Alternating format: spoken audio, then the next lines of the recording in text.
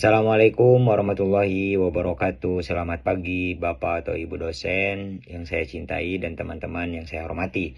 Perkenalkan, nama saya Ahmad Syafi'i, mahasiswa Ilmu Komunikasi.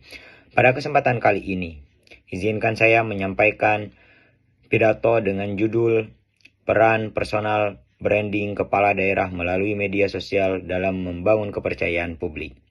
Kita semua tahu bahwa di era digital seperti sekarang, media sosial tidak hanya digunakan untuk hiburan atau komunikasi antara individu saja, tetapi juga menjadi alat penting bagi para pemimpin daerah untuk berinteraksi langsung dengan masyarakatnya. Melalui media sosial, seorang kepala daerah dapat membentuk citra positif, menunjukkan kinerja, serta menjalani kedekatan dengan publik. Saudara-saudara sekalian, personal branding merupakan strategi membentuknya citra diri seorang agar dikenal sesuai dengan karakter dan nilai yang ingin ditonjolkan. Dalam konteks politik, terutama bagi seorang kepala daerah, personal branding sangat penting untuk membangun kepercayaan dan legitimasi di mata masyarakat. Menurut Effendi, 2024, personal branding di media sosial dapat membantu daerah memperkuat citra kepemimpinan dan meningkatkan kepercayaan publik. Karena masyarakat dapat melihat langsung aktivitas dan kinerja yang ditampilkan secara terbuka. Melalui unggahan di Instagram, Facebook, ataupun di TikTok, kepala daerah bisa menampilkan kegiatan pelayanan publik, pembangunan daerah, dan serta juga kedekatan dengan warga. Beberapa strategi personal branding yang sering digunakan antara lain: 1. Menampilkan kinerja nyata.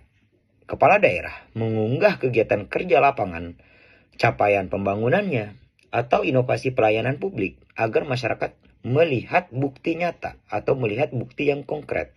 2. Menunjukkan sisi humanis. Yang kedua itu menunjukkan sisi humanis.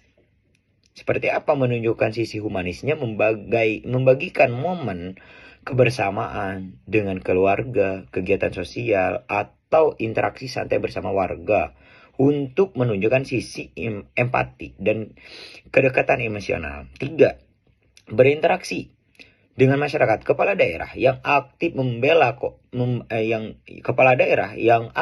membalas komentar, mengadakan sesi tanya jawab, atau melakukan siaran langsung akan dianggap terbuka dan responsif. 4. Konsistensi. Nah, yang keempat ini konsistensi itu seperti apa pesan dan visualnya, seperti apa penggunaan warna, logo, dan gaya bahasa konsisten memperkuat identitas dan memudahkan masyarakat mengenali figur tersebut. Namun, di balik manfaatnya, strategi personal branding juga memiliki tantangannya. Tidak sedikit pejabat publik yang justru kehilangan kepercayaan karena dianggap terlalu menonjolkan pencitraan dibandingkan kerja nyata. Seperti dikemukakan oleh Gusmia 2020. Citra politik yang tidak didukung bukti kinerja dapat menimbulkan skeptisisme publik. Oleh karena itu, penting bagi kepala daerah untuk menyeimbangkan antara membangun citra dan menunjukkan hasil kerja yang terukur. Selain itu, etika komunikasi juga harus dijaga. Akun resmi kepala daerah sebaiknya digunakan untuk kepentingan pelayanan publik, bukan sebagai alat kampanye pribadi. Konten yang disebarkan harusnya jujur, transparan, dan dapat dipertanggungjawabkan. Dengan begitu, kepercayaan masyarakat dapat terjaga secara berkelanjutan.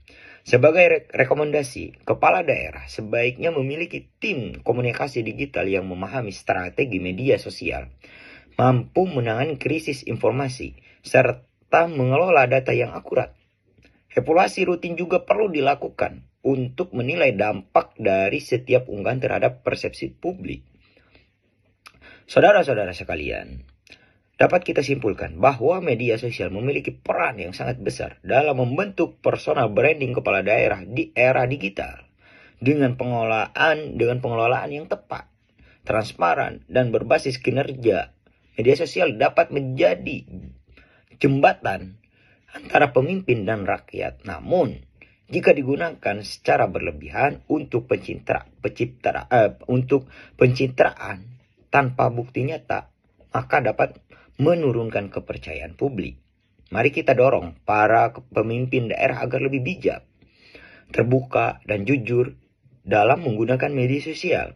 Sehingga komunikasi publik yang terbangun tidak hanya menarik secara visual, tetapi juga bermakna bagi kemajuan daerah dan kesejahteraan masyarakat. Terima kasih atas perhatian Bapak atau Ibu dan teman-teman semuanya. Waalaikumsalam warahmatullahi wabarakatuh.